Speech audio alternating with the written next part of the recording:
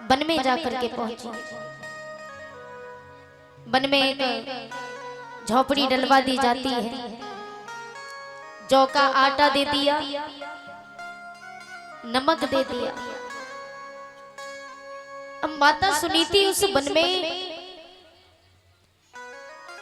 रोटी भी खाती है तो नमक से लगा करके जौ की आटे की लकड़ियों को बीन करके लाती है, आग जला करके रूखी सूखी रोटी बना करके खाती है। समय व्यतीत होता गया। एक बार महाराज उत्तानपाद शिकार खेलने के लिए जाते हैं। अब माता सुनीति को आस लगी हुई है, एक ही आस में जिए जा रहे हैं कि एक ना एक दिन तो मेरे पति जरूर आएंगे। इस आस में जी रही थी सिर्फ।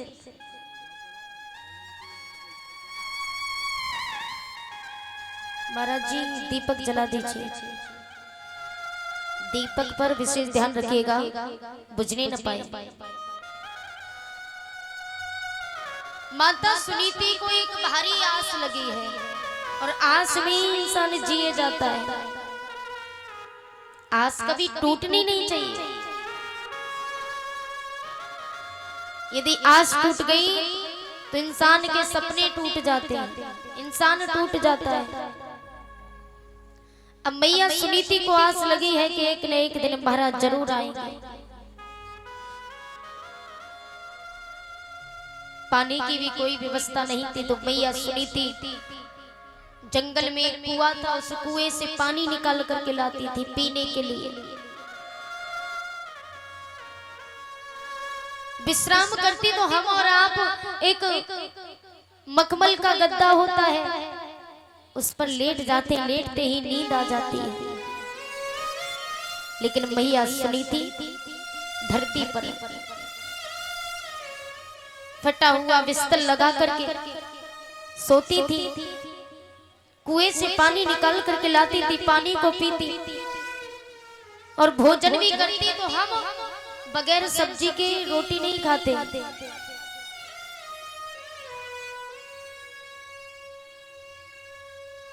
हर चीज की देखिए कीमत होती है, सब्जी भी बनाओ, हर एक चीज की कीमत होती है। आप सब्जी बनाओगी तो सब्जी में मिर्च कितनी महंगी मिलती है आजकल, सूखी मिर्च आती है, महंगी है कि नहीं, लेकिन नमक की कीमत कितनी है? 10 रुपया किलो। अब 10 रुपए किलो नमक की कीमत है, लेकिन मिर्च कम से कम 60 तो चल रही होंगी कि 70 है। अच्छा 300 रुपया किलो। अरे बाप रे, यही तो फर्क है। अब मिर्च 300 रुपया किलो, हल्दी भी नमक से महंगी, जीरा भी नमक से महंगा, हींग भी नमक से महंगी।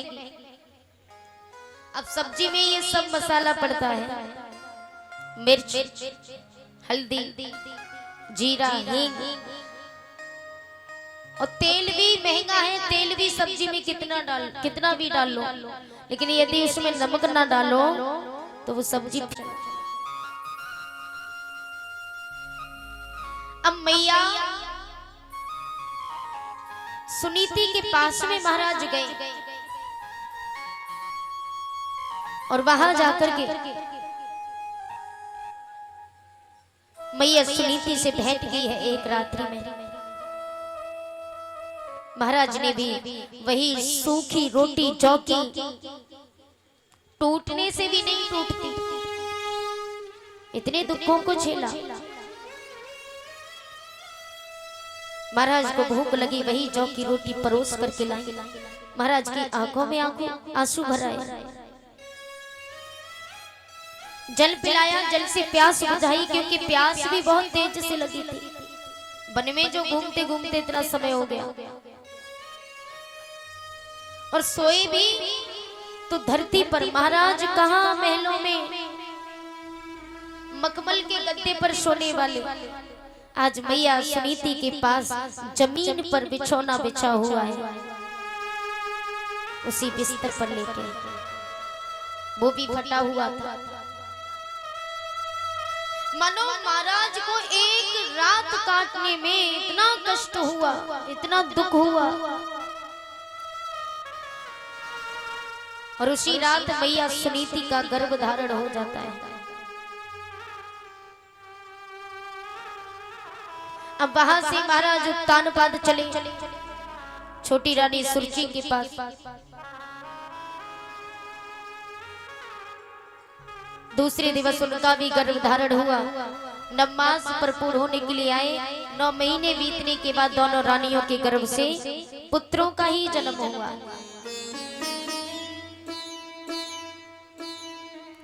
छोटी रानी सुरुचि के पुत्र का नाम उत्तम पड़ा और बड़ी रानी सुनीति के पुत्र का नाम ध्रुव पड़ा।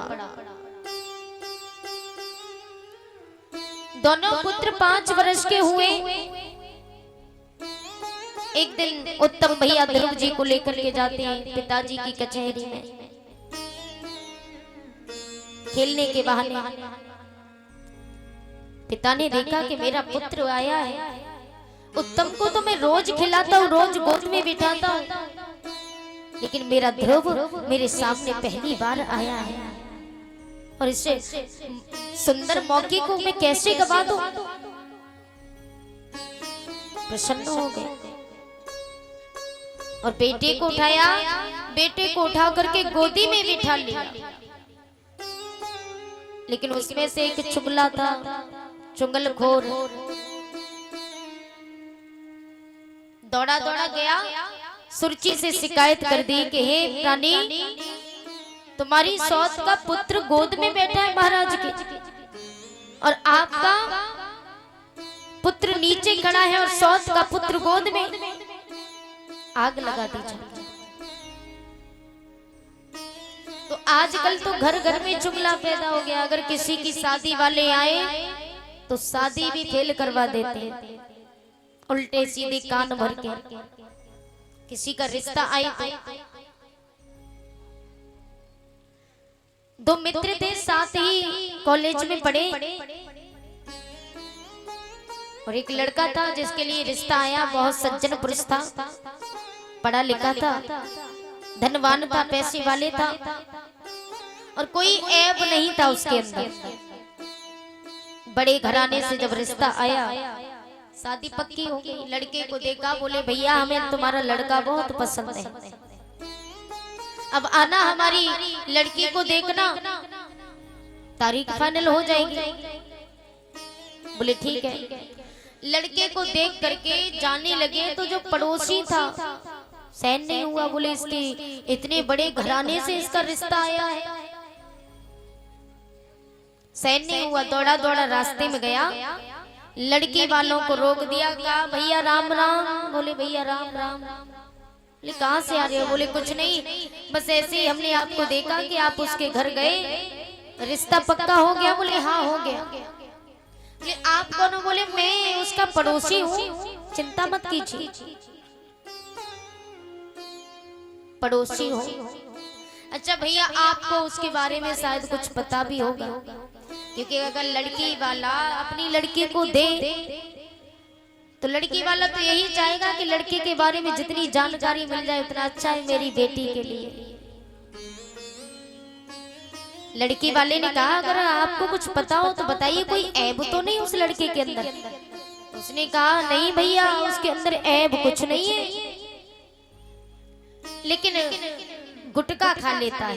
बोले गुटखा खा लेता है? हमसे तो बोला नहीं गुटखा खाता नहीं है। बोले अरे भैया कभी कभी, रोज थोड़े ही, कभी कभी, जब कभी अगर सिगरेट पी ले तो गुटखा खा लेगा। अरे सिगरेट भी पी लेता है? बोले अरे भैया आप तो ऐसे घबरा रहे हो, सिगरेट रोज थोड़े ही पीता है, कभी कभी पीता, जब कभी दारू पी लेता, दारू भी पी लेता है। अरे भगवान आप तो ऐसे परेशान हो रहे हो जैसे कि दारू रोज पीता हो। रोज दारू थोड़ी पीता है, कभी कभी जब कभी जुआ खेले, जुआ में जीत जाए तो दारू पी लेता है। लड़की वाले से आग लगा दी। और कभी कभी में सब कुछ कह गया। हालांकि उस लड़के के अंदर कोई ऐब तो नहीं था, लेकिन उल्टा सीधा जुझा करके मिला करके रिश्ता तुड़वा दिया। लड़की वाले घर पहुंचे, बोले भैया हमें रिश्ता पसंद नहीं है, हम शादी नहीं कर पाएंगे। तो शादी कैंसिल हो गई। तो आजकल हर घर में हर गली में एक न एक चुंगला पैदा हो गया है। चुंगली करने में कोई पीछे नहीं हटते, सब एक दूसरे पर हावी हो जाते हैं। एक दूसरे की चुगली करने में हावी हो जाते, कोई पीछे नहीं हटता। अब सुरुचि से जब उसने कहा कि तुम्हारी सौत का बेटा महाराज की गोद में बैठा और आपका बेटा जमीन पे खड़ा है, सुरुचि को क्रोध आया, दौड़ी दौड़ी गई और ध्रुव का हाथ पकड़ा। हाथ पकड़ के एकदम से ध्रुव में धक्का दिया। ध्रुव जाकर के नीचे गिर जाते। क्रोध में आकर के सुरुचि ने ध्रुव से कहा, न वत्स न प्रत्यय दृष्टयम भवान रोड में रहते। सुरुचि कहती है, यदि सिंहासन पर बैठने के लिए शौक है, भगवान रोड में रहते, इस सिंहासन पर बैठने के लिए मेरा पुत्र बनना होगा। ये शब्द ध्रुव को चुभ गया। ध्रुव ने जैसे ही बात अपनी मौसी के मुख से सुनी कि सिंहासन पर बैठने के लिए तुझे मेरा पुत्र बनना होगा, मेरी कोख से जन्म लेना होगा, तो इसका मतलब मेरी माँ अभागिन है। ध्रुव को यही बात चुभ जाती है कि मेरी माँ अभागिन तो नहीं है, लेकिन इसका कहने का मतलब तो यही है कि मेरी माँ अभागिन है। ध्रुव जी रोते हुए अपनी माँ के पास में पहुंचे और रोते हुए मैया से कहा, बोले माँ एक बात बता, आज पिता ने जब मुझे गोदी में बिठाया, मौसी ने मुझे हाथ पकड़ के मुझ में धक्का मार दिया और कहा कि सिंहासन पर बैठने के लिए तुझे मेरी कोख से जन्म लेना होगा और इसके लिए तुझे भगवान की पूजा करनी होगी, भगवान से मिलना होगा। माँ एक बात बताओ, दुख इस बात का नहीं कि मौसी ने मुझे मारा, दुख तो सिर्फ इस बात का है कि पिताजी बैठे बैठे देखते रहे और मौसी से एक शब्द नहीं कहा।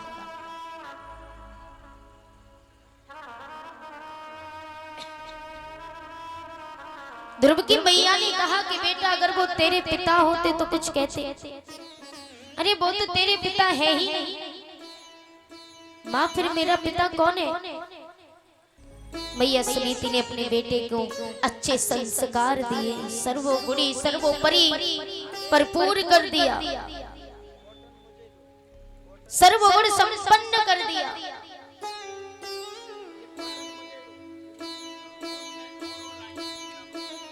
ध्रुव जी से कहा कि बेटा जो सारे संसार का परम पिता परमात्मा है वही तेरा पिता है। ध्रुव जी ने कहा माँ अगर मेरा पिता वही है तो मैं अपने पिता से एक बार दर्शन करना चाहता हूँ, मिलना चाहता हूँ। माँ ने कहा बेटा तू छोटा है, तेरी उम्र नहीं है, एक बेटा वो भी वृद्ध अवस्था में मैंने पाया, मैं तुझे खोना नहीं चाहती। ध्रुव ने माँ की बात नहीं मानी, माँ के चरणों को छू करके वन की तरफ चले तप करने के लिए। अब देव ऋषि नारद मिले, देव ऋषि नारद को ध्रुव जी ने गुरु बनाया। नारद जी से गुरु मंत्र लिया, ओम नमो भगवते वासुदेवाय। नारद ने कहा इस मंत्र को लेकर के इसका जाप करना, भगवान मिल जाएंगे। यदि हृदय से आत्मा से मंत्रों का जाप किया जाए, मंत्र में वो शक्ति होती है।